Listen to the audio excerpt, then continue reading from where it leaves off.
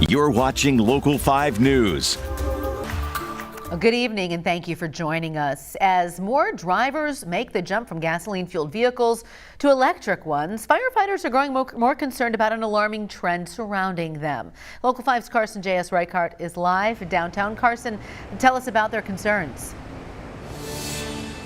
Yeah, Steph, it's probably not a big surprise to hear coming from firefighters, but their big worry, what happens when an electric vehicle, like the one you're seeing behind me here, catches fire? It's definitely not something you see every day, but for crews responding to those blazes, there's some unique hazards that they need to be aware of.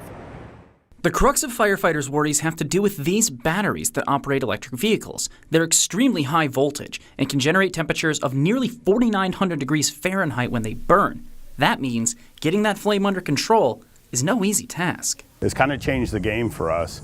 We can use ultra high pressure and put a car fire out in about 19 seconds. Well, with an EV car, we're looking at 4 hours and up to 30,000 gallons of water. Adding to the headache, Reynolds told me that in some cases, electric vehicle batteries can relight hours or even days after the original blaze is put out, potentially stretching resources even thinner.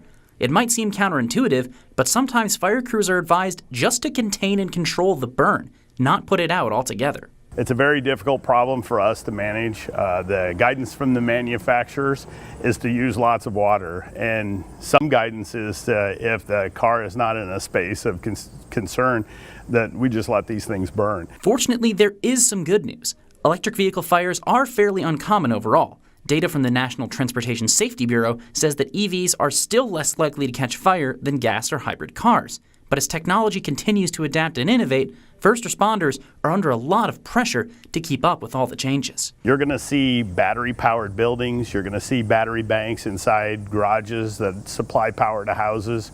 So if we have a thermal runaway inside a garage that's attached to a house, I don't know that we have a plan for that.